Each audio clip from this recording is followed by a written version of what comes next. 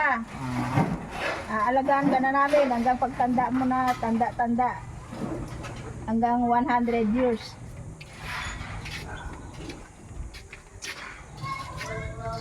Oh, basta mo yun, tay. Ha?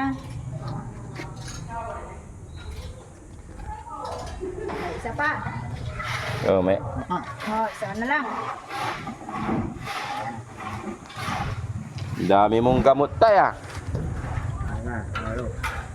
Ayos?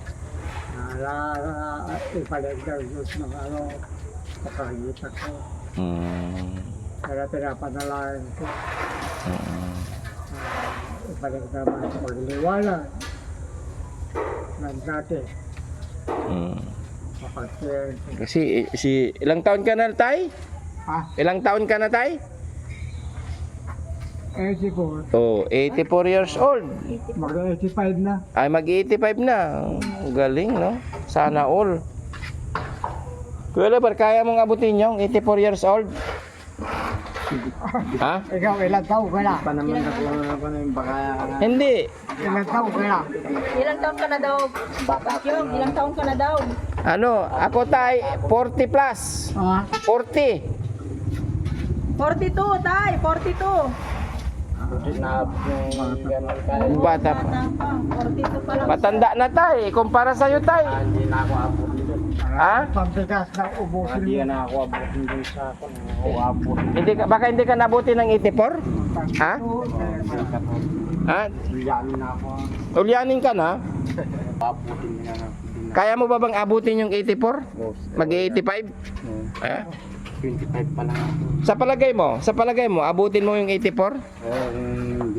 Hindi. Kung madami pa naman ang mangyayari sa buhay ko. Anong magiging itsura mo pag 84 years old ka na? Ha? Kulbot din ako minsan. Kulubot ka na? Ano pa bukod doon sa kulubot? Kumain ka ng kumain. Oh. Kumain ka lang ng kumain. Kumain ka na raw daw ng kumain. Mga gulay. Mga gulay, oh, di ba? Sabi ni tatay, wag daw kumain ng karne. Maggulay ka ng talong. Sikaw. Kunting parang malunggay. Oh. Talbos ng kabuti. Yun. Ayan na talagang pagpalakas. Pampahaba ng buhay, lo. Oo. Ang sinasabi ng doktor. Mga gulay daw dapat kainin para Pwede na. marating mo yung edad ni tatay. Ganon din ako.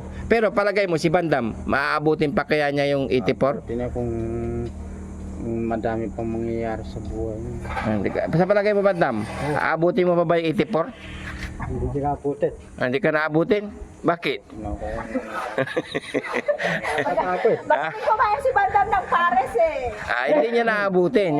Hindi naabot ng 84 years old kasi yung mga laging kumakain daw ng kain. Pares. Oh, hindi yung Mga bituka.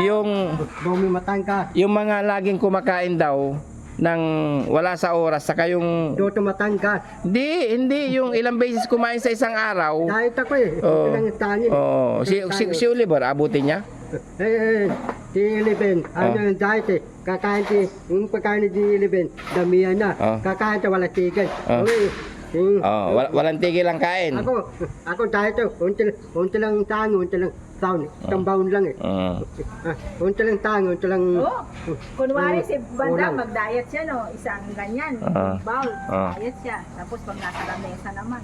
Marami. Pag siya lang kumakain, hindi diet. Kapag maraming nakakita, diet. Ay sige daw. Hindi mo na abutin ng 84 years old kapag yung kabundok yung pagkain mo.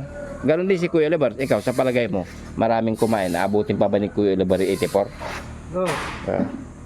Ay, hindi siya nagda-diet. Paano yun? Ay, paano yun? Hindi niya naabutin. Kasi pag hindi ka nagda-diet, hindi mo naabutin yung 84 years old na gaya ng kay tatay. Nagda-diet ako eh. Da-diet ka. Ay, very good. Ay, di kaya mo palang abutin yung 84 years old. Isa na lang tayo, isa na. Yun. Isa Last. na lang, last. Ha? Isa na lang. Okay. Napataka mo na ya? Hindi pa. Isa na lang. Okay, buka mo ng konti lo. Isa na lang do, isa na lang. Saka may kurap-kurap mamaya ha. Yan, sige. Puti.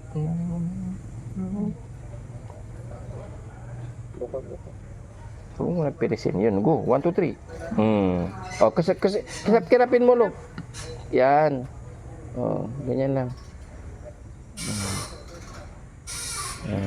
Ganyan, oh. Kasi, Yan. anong nararamdaman mo, lo? Malamig? Ano?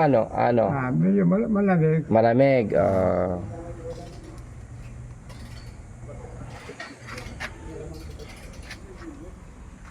Ayan, tapos na. Mamaya na naman. Sige yan. Kunting update mga kababayan para kay Tatay Calixto. 10:30 na naman, Lo, ha? Ah. Tapos mamaya, Lo, kakain ng pangtanghalian, ha? Lo, kakain ka ng pangtanghalian mamaya, Lo. Papatakan natin mamaya, 10:30. Tapos, pagkatapos ng patak, magpahinga lang konti, then kakain na. Oo. Magpahinga kayo mamaya. Lo, ha?